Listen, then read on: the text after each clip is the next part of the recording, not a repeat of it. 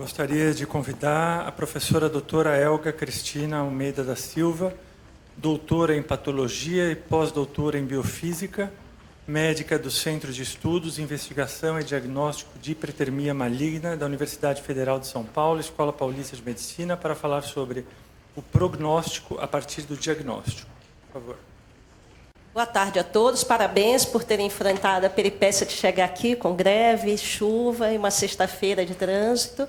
Inicialmente, eu queria agradecer o convite para falar sobre prognóstico na ELA e parabenizar a comissão organizadora por mais esse encontro da Brela. Quando a comissão organizadora me pediu para falar sobre prognóstico, é sempre uma questão que me preocupa na ELA, porque já tendo atendido mais de 300 pacientes com ela, vistos vários dos ambulatórios, dos vários serviços onde eu trabalhei, eu vejo que é impossível, no momento que você encontra o paciente pela primeira vez, predizer o que ele tanto quer saber. Quanto tempo eu vou viver, quanto tempo a minha doença vai levar para evoluir. Então, o que eu vou trazer aqui são, basicamente, dados de pesquisa da comunidade internacional com grandes grupos de pacientes, onde aí sim, com uma análise detalhada, modelos estatísticos e matemáticos, nós conseguimos procurar fatores prognósticos, mas sempre utilizados em grandes populações e de difícil aplicação em indivíduos isolados. Bem, inicialmente, qual é o significado da palavra prognóstico? Então, prognóstico é uma suposição sobre processos ou resultados futuros que é baseada nas condições vigentes atuais e em esperado desempenho dos fatores atuantes. Os prognósticos com os quais nós estamos mais familiarizados no dia a dia são os prognósticos meteorológicos. E eles são muito tempo dependentes, no sentido de que, se eu tento fazer uma previsão do tempo para as próximas 24 horas, meu índice de acerto aqui no Brasil pode chegar até 88%. São dados do INPE, o INPE. Mas se eu tento fazer uma previsão para 48 horas, 2 dias depois, a taxa de acerto dessa previsão meteorológica cai para 65%. Para 72 horas, cai um pouco mais para 63%, e quanto mais distante a minha data de prognóstico está, mais cai a minha taxa de acerto, mostrando que todas as previsões e prognósticos têm uma taxa de erro e ela aumenta à medida que eu tento fazer um prognóstico mais distante no tempo. Em medicina, o prognóstico é definido como conhecimento ou juízo antecipado prévio feito pelo médico, baseado necessariamente no diagnóstico médico e nas possibilidades terapêuticas daquele paciente. E, segundo o estado da arte, acerca da duração, da evolução e do eventual termo de uma doença, ou quadro clínico sobre seu cuidado ou orientação. Então, hoje em dia, está muito em voga o uso de sistemas informatizados para fazer prognósticos de doenças. Então, esses sistemas computadorizados já foram estudados, comparando-se à taxa de acerto de um médico especialista na área. E é interessante ver que o acerto de prognóstico para doenças comuns, tanto nos sistemas computadorizados como nos médicos que são especialistas naquele campo, chega a 100%, ótimo. Mas quando eu vejo a taxa de acerto prognóstico para doenças raras, isso cai para 80%, mostrando as limitações dos nossos modelos atuais e do nosso conhecimento sobre o assunto. Bem, visto essa restrição inicial, o próximo, por favor, ele bloqueou. Eu queria apresentar para vocês 2 estudos de evolução de pacientes com ela. Um realizado na Europa, na Itália, e outro realizado nos Estados Unidos. Vocês vão ver que existem diferenças do tempo de vida dos pacientes nesses 2 estudos e também dos fatores que são prognósticos do tempo de evolução da doença, mostrando que mesmo variações regionais entre países, ou talvez até entre regiões do mesmo país, possam influir na evolução de uma doença.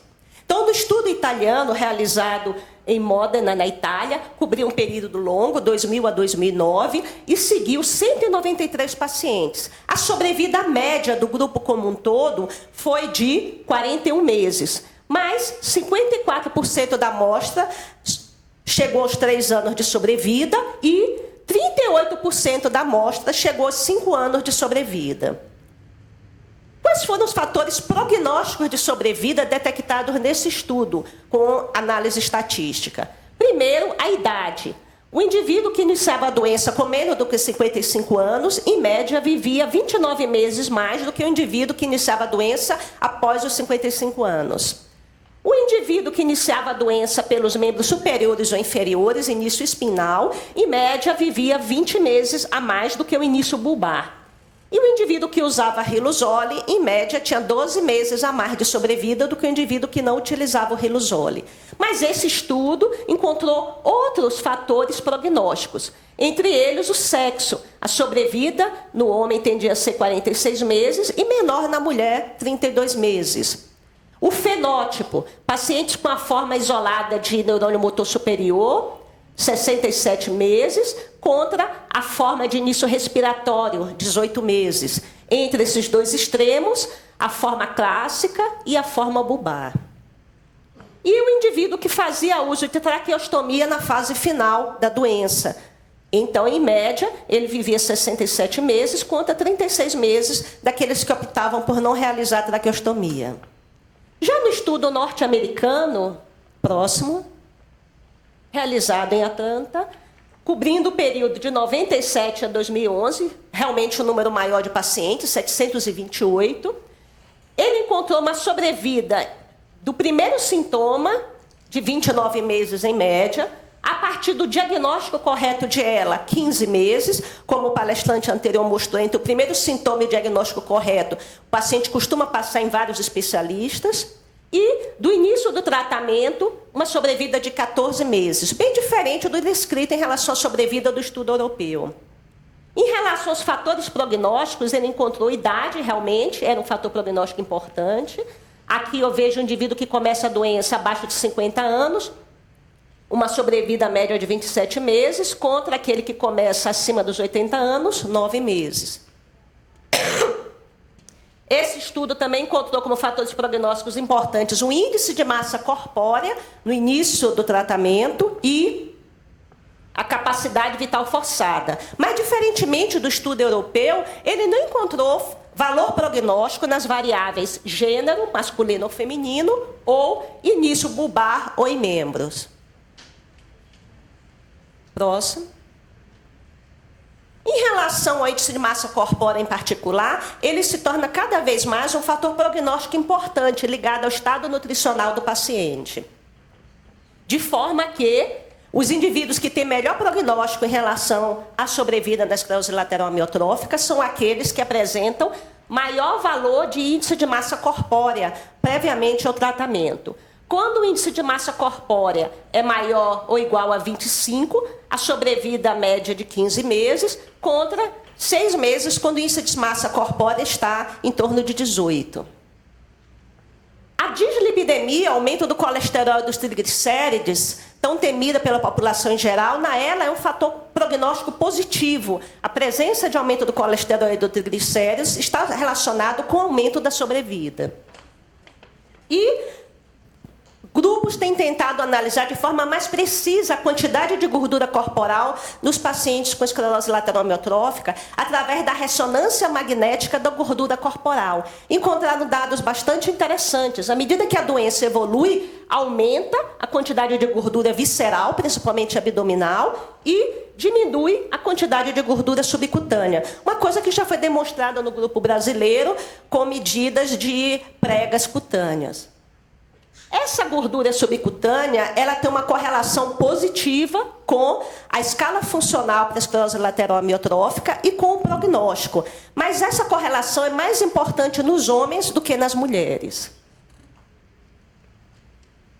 Próximo, por favor. Em relação à respiração, a capacidade vital forçada, que foi citada no estudo norte-americano, há uma relação clara entre o nível de capacidade vital forçada e a sobrevida do paciente. Mas um grupo independente tentou analisar qual seria o efeito da ventilação não invasiva, ou BIPAP, no prognóstico da esclerose lateral amiotrófica. A ideia deles é de que a idade do paciente teria uma importância adicional junto ao tratamento com a ventilação não invasiva. E, realmente, aqui nós temos a curva de sobrevida dos pacientes que fizeram tratamento convencional, sem o BiPAP, e o tratamento com a ventilação não invasiva, o BiPAP. A ventilação não invasiva aumenta a sobrevida, isso em pacientes menores ou com 65 anos de idade. Mas se eu analiso pacientes acima de 65 anos de idade, essa diferença é muito maior. Enquanto que a sobrevida do grupo que não usa o BiPAP fica em torno de 25 meses, o grupo que usa o BiPAP, a sobrevida passa dos 60 meses. Então, o BiPAP tem um impacto maior ainda na população acima de 65 anos. Aqui, a gente mostra em detalhes o grau de capacidade vital forçada desse paciente e a sobrevida em meses no estudo norte-americano. Uma capacidade vital forçada maior ou igual a 100%, uma sobrevida média naquele grupo norte-americano de 20 meses, e quando essa capacidade cai abaixo de 25%, 2 meses. Próximo, por favor. Em relação ao gênero masculino e feminino, como vocês viram pela diferença entre o grupo europeu, que achou influência do sexo, e do grupo norte-americano, que não achou, há vários estudos na literatura também mostrando divergência. Isso seguramente está relacionado à população que está sendo estudada. Mas, em geral, o que nós sabemos é que a incidência da ELA é menor na mulher até a menopausa, quando a frequência se iguala entre homens e mulheres. Daí surgiu a ideia de que provavelmente haveria algum fator protetor no sexo feminino, mas provavelmente os hormônios esteroides femininos. Isso levou ao estudo do perfil hormonal do paciente com esclerose lateral amiotrófica, encontrando que há uma relação entre os hormônios adrenais e gonadais e a espirometria, que é um dos principais fatores prognósticos na ELA. Em média, as mulheres que tinham ELA, elas apresentavam mais testosterona do que mulheres da mesma idade que não tinham esclerose lateral amiotrófica. Lembrando que a testosterona é um hormônio produzido predominantemente pelo homem. Na mulher, ele é produzido em pequena quantidade. Então, parece que a mulher que apresenta esclerose lateral amiotrófica tem, por algum mecanismo de desregulação hormonal, maior produção de testosterona do que seria esperado. Todos os pacientes com ela, que juntando homens e mulheres, eles não apresentam a diminuição esperada da testosterona que ocorre com o envelhecimento, com a idade. Outro dado interessante, a razão entre esse hormônio de hidroepiandrosterona e o cortisol tem uma correlação positiva com a espirometria, ou seja, quanto mais alto esse hormônio, produzido predominantemente por mulheres, melhor a espirometria e melhor a sobrevida.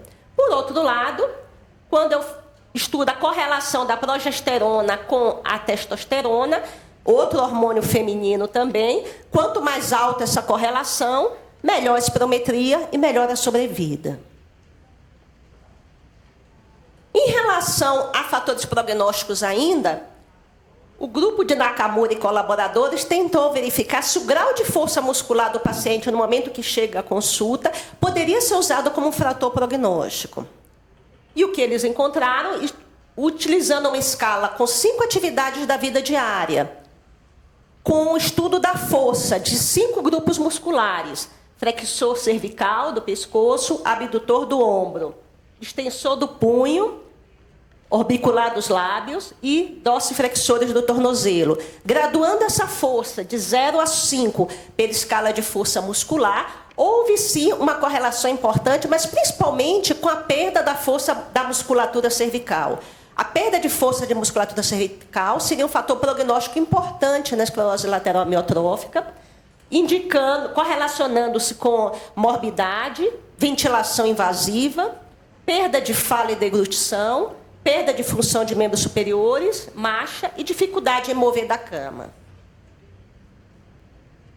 Próximo, por favor. Qual a importância de todos esses fatores citados até agora? Principalmente fatores demográficos, nutricionais, espirometria e força muscular. Eles permitem aos grupos que estão estudando o tratamento de esclerose lateral amiotrófica ao redor do mundo selecionar dentro de uma amostra de pacientes com ela subgrupos que vão ter diferentes prognósticos. O que acontece até o momento e que tem dificultado bastante todos os estudos de tratamento para ela é que você pega um grupo de 500 pacientes como se fossem homogêneos, mas os estudos de prognóstico têm mostrado que os pacientes com esclerose lateral amiotrófica não são homogêneos. Dentro de um grupo de 500 pacientes, há vários subgrupos que hoje, com esse conhecimento de prognóstico, podem ser divididos em pacientes que têm um melhor prognóstico e pacientes que têm um pior prognóstico. Isso possibilitará que os estudos de tratamento com drogas novas no futuro tenham resultados mais específicos do que os que a gente tem tido até agora.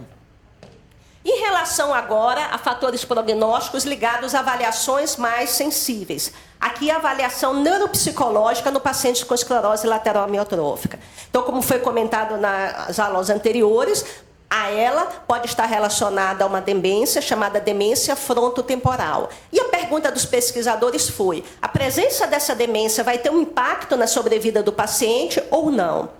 Então, o que o estudo de Vu e colaboradores mostrou é que o paciente que não tem demência e o paciente com demência, mas que tem um comportamento normal, eles têm a mesma sobrevida, em torno de 18 a 24 meses. Mas o paciente que apresenta demência frontotemporal e também alterações comportamentais, principalmente comportamento apático, ou, o contrário, comportamento desinibido, eles apresentam uma diminuição da sua sobrevida. E seriam pacientes também que teriam que ser alocados em grupos especiais em estudos terapêuticos.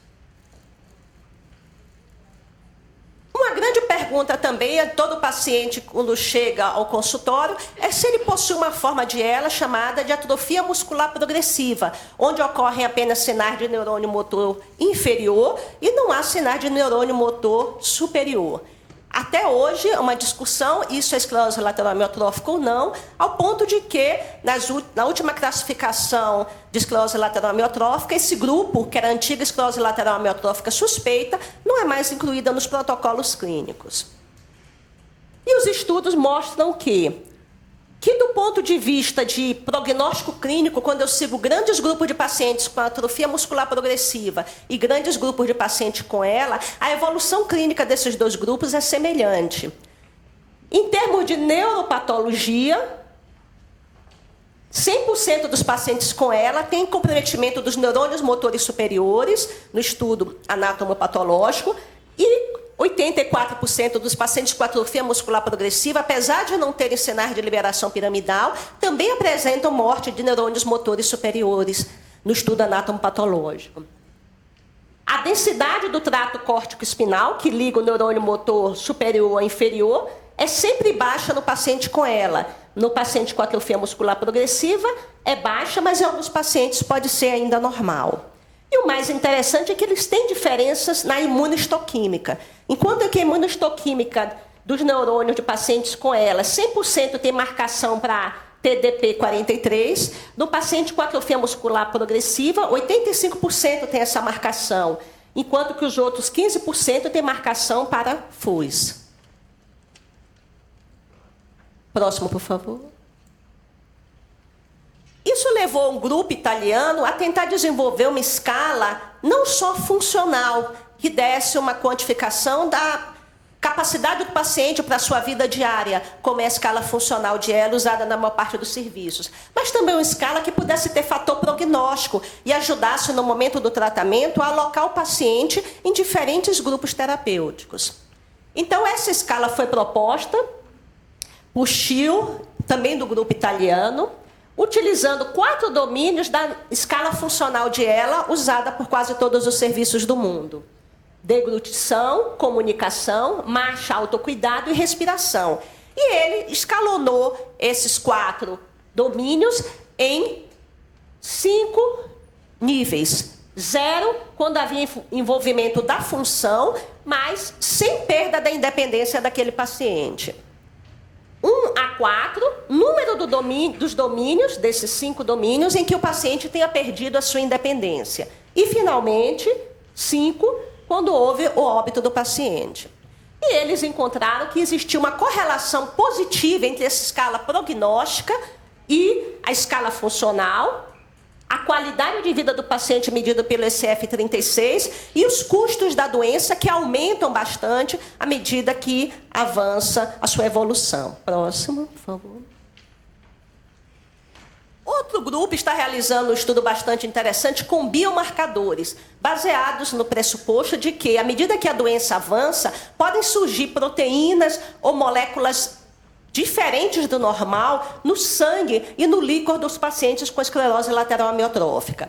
Então, esse grupo de Su e colaboradores realizou um estudo fazendo um mapeamento de todas as moléculas no sangue e no líquor do paciente com ela, comparando com aquelas que estão presentes no sangue e no líquor de pacientes sem esclerose lateral amiotrófica. Com esses marcadores, eles detectaram moléculas que estavam diferentes para mais ou para menos no sangue de ela e, com isso, tentaram montar um modelo matemático que pudesse predizer o prognóstico daquele paciente. Então, eles conseguiram identificar 6 marcadores biológicos para esclerose lateral amiotrófica, ligados a processos inflamatórios no líquor, as interleucinas 8 e 5, que, quando aumentadas, estão correlacionadas com menor sobrevida, a citoquina MCP1, um fator quimiotático para macrófagos, que, quando aumentada, está correlacionado com o aumento da sobrevida, e no sangue, uma proteína induzida pelo interferon gama, IP10, também correlacionada com o aumento da sobrevida quando está aumentada, e a ferritina, quando aumentada, também indica aumento da sobrevida. Analisando essas 6 variáveis em conjunto, eles mostraram que era possível predizer, com bastante acerto, o prognóstico do paciente com esclerose lateral amiotrófica. Então, usando essas 6 variáveis, eles predizeram aqui quanto o paciente iria sobreviver e compararam quanto ele sobreviveu na realidade. E houve uma correlação quase absoluta entre o modelo matemático que realmente ocorreu na prática. Então, o uso desses biomarcadores vai permitir alocar pacientes com sobrevidas semelhantes em grupos para estudar novas drogas. Pode voltar ao anterior. Uma coisa interessante também, que um dos marcadores que ele encontrou muito interessante foi o interferon gama, mas não o valor absoluto, a razão entre o interferon gama presente no sangue e no líquor, que estaria correlacionado com diminuição da sobrevida.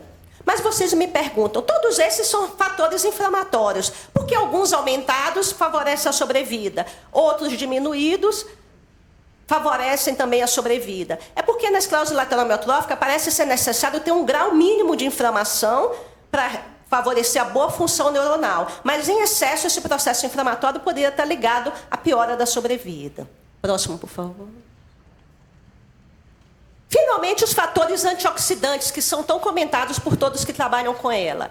E o fator antioxidante que mostrou uma correlação com o prognóstico foi o conhecido ácido úrico, que normalmente é dosado em pacientes que apresentam uma doença reumatológica, gota, por excesso de ácido úrico. Mas na esclerose lateral amiotrófica, ele apresentou uma importante correlação com a sobrevida, de forma que o nível menor de ácido úrico está correlacionado com pacientes que apresentam início bulbar da esclerose lateral amiotrófica, maior tempo de doença e pacientes do sexo masculino. Esse encontro do ácido úrico alterado em doenças neurológicas não se restringe à esclerose lateral amiotrófica. Começa a ser descrito em várias outras doenças degenerativas, por exemplo, como Alzheimer. Aqui na figura direita, nós mostramos uma figura que tenta mostrar que o ácido úrico ele pode ter um efeito pró-oxidante, ou seja, à medida que ele é produzido, são produzidos também radicais livres, mas ele pode ter um efeito antioxidante em outros pontos da cadeia oxidativa, onde ele neutraliza esses mesmos radicais livres que ele ajudou a construir. Então, o nível muito baixo dele poderia evitar a neutralização de radicais livres gerados durante a evolução da ELA. Próximo, por favor. A eletroneuromiografia também tem sido muito empregada para um possível marcador diagnóstico da esclerose lateral amiotrófica. Tanto as técnicas tradicionais, como a eletromiografia comum, onde nós observamos as fasciculações, e um grupo determinou que quando você apresenta fasciculações complexas, com mais de 4 fases, você tem um pior prognóstico nesse paciente, chegando a um risco relativo de 3 para um P significante de 0,004. Essa fasciculação complexa tem mais valor ainda prognóstico quando ela é encontrada em músculos com força normal ou então com uma paresia leve.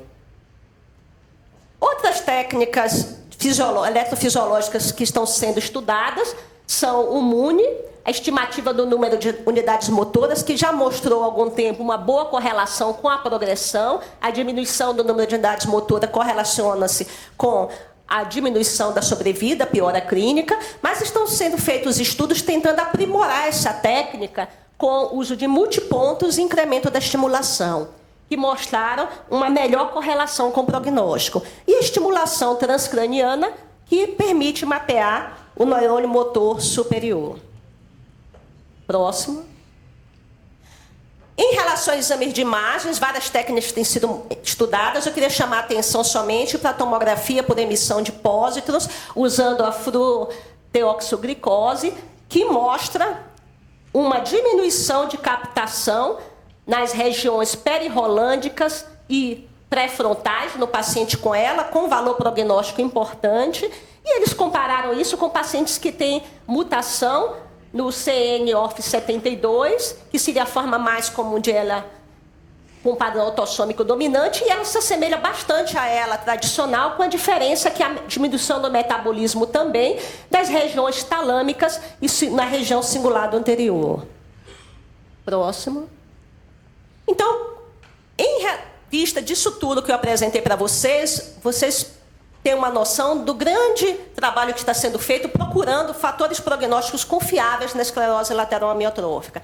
Mas a informação mais importante que eu gostaria de deixar, principalmente para os pacientes, é como o tempo de vida do paciente com esclerose lateral amiotrófica aumentou decorrente de todas essas pesquisas que estão sendo realizadas e nos direcionam para a importância da nutrição, da fisioterapia respiratória, da assistência ventilatória. Então, o paciente que é acompanhado num grupo multidisciplinar de esclerose lateral amiotrófica, ele tem a possibilidade de ter acesso a todo esse arsenal da equipe multidisciplinar, assistência ventilatória e nutricional, e com isso é possível evitar 45% das mortes no período de 5 anos de evolução. Então, a aderência ao tratamento disponível hoje é essencial para um melhor prognóstico individual de cada paciente com ela. De forma que nós podemos ter um prognóstico bem diferente do que teve Lou Gehrig quando apresentou a doença. E sobrevidas tão grandes como a de Stephen Hawking no momento atual. Próximo. E é isso que eu gostaria de colocar sobre o prognóstico. Agradeço a atenção de vocês.